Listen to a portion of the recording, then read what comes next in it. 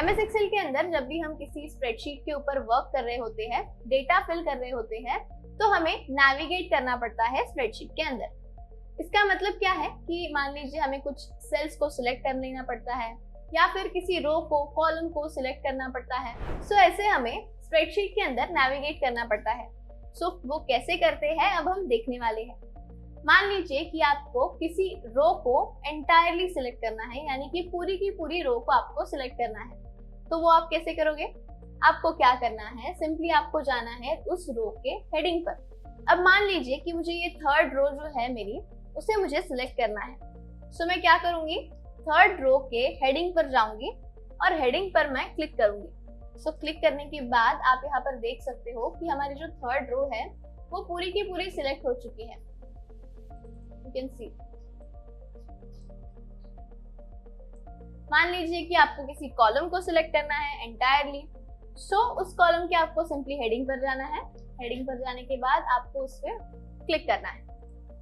So you can see कि ये D जो कॉलम है हमारा, ये हमारा सिलेक्ट हो चुका है। मान लीजिए कि आपको आपकी पूरी की पूरी स्प्रेडशीट को ही सिलेक्ट करना है। सो आपको क्या करना है, यहाँ पर आप A और 1 के बीच में ये ट्रायंगल छोटा सा आपको दिखाई दे रहा है, आपको सिंपली इस पर क्लिक करना है। सो यू कैन सी कि आपकी ये जो पूरी स्प्रेडशीट है, ये पूरी स्प्रेडशीट ही यहाँ पर सिलेक्ट हो चुकी है।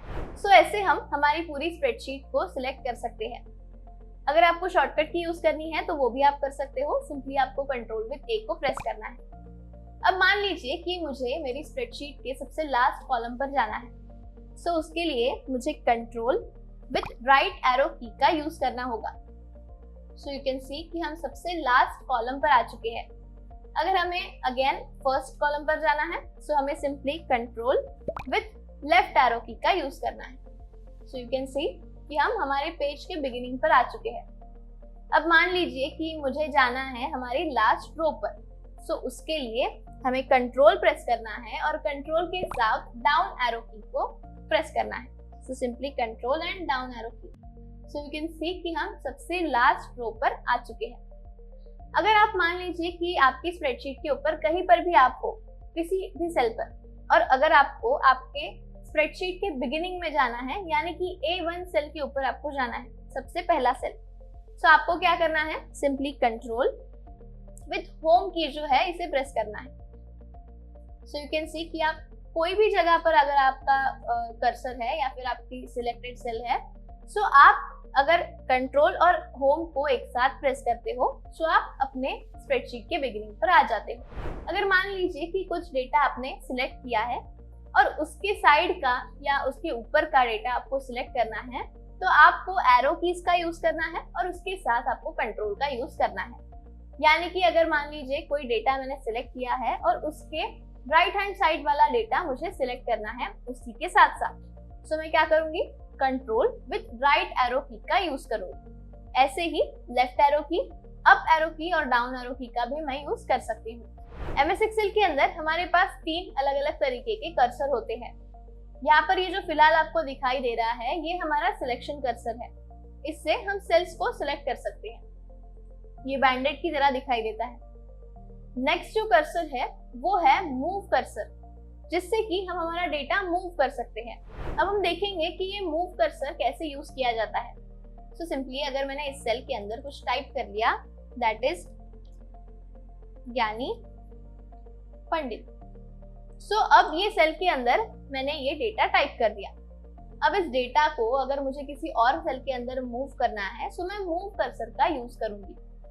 अगर आप इस सेल के एज पर जाते हो, सो आपको ये 4 एरोड कर्सर दिखाई देता है। सो ये कर्सर जो है ये हमारा मूव कर्सर है।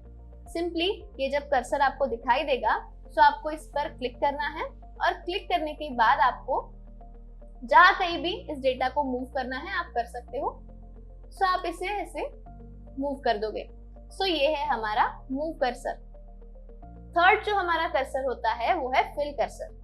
अब मान लीजिए कि यही मेरा डेटा है और यहाँ पर जब मैं इसके राइट बॉटम कॉर्नर पर जाती हूँ, सो यहाँ पर मुझे एक प्लस साइन का कर्सर दिखाई देता है। ये हमारा थर्ड कर्सर है। इसे हम फिल कर्सर कहते हैं। मान लीजिए कि अब यहाँ पर मैंने इसे सिलेक्ट कर लिया और इसे ड्रैग कर दिया। सो आप देख सकते हैं कि जिस सेल तक मैंने ड्रैग किया उस सेल तक मेरा जो डेटा है वो सेम डेटा यहाँ पर फिल हो चुका है। सो इसीलिए इसे फिल कर्सर कहते हैं। अगर हमने कुछ और वर्कशीट्स इस वर्कबुक के अंदर ऐड कर दी, सो यहाँ से हम वर्कशीट्स ऐड कर सकते हैं। सो यहाँ पर हमारे पास 2 वर्कशीट्स हो गई हैं। अब मान लीजिए कि मुझे इस फर्स्ट वर्कशीट से सेकंड वर्कशीट पर जंप करना है। सो उसके लिए हमारे पास शॉर्टकट की होती है, that is control with page down. So यहाँ पर हम कंट्रोल प्रेस करेंगे और हमारा पेज डाउन का जो की है उसे हम प्रेस करेंगे। सो यू कैन सी कि हम शीट 1 से लेकर शीट 2 पर पहुंच गए हैं। अब मान लीजिए कि आपको शीट 2 से शीट 1 पर जाना है। सो उसके लिए मैं प्रेस करूंगी control with page up. Control and page up. तो आप देख सकते हैं कि हम शीट 2 से शीट 1 पर आ चुके हैं। अब यहीं पर इस स्प्रेडशीट के ऊपर आपको जूम करना है। सो जूम करने के लिए आप कंट्रोल और आपके माउस के ऊपर का स्क्रॉल जो होता है उसको आप यूज कर सकते हो। सो यहाँ पे कंट्रोल, इससे आप स्क्रॉल कर सकते हो माउस को और फिर उसके बाद आप जूम इन और जूम आउट कर सकते हो। वही अगर आप यहाँ पर नीचे देखें तो आपको जूम इन और जूम आउट का जो ऑप्शन है वो भी यहाँ पर अवेलेबल है। सो यहाँ पर हमने देखा कि अगर हमें स्प्रेडशीट के ऊपर नेविगेट करना है सो वो हमें कैसे करना है। अलग अलग शॉर्टकट कीज हमने यहाँ पर देखी और एरो की जो है उनका हम यहाँ पर यूज करते हैं जब हम स्प्रेडशीट के ऊपर नेविगेशन करते हैं।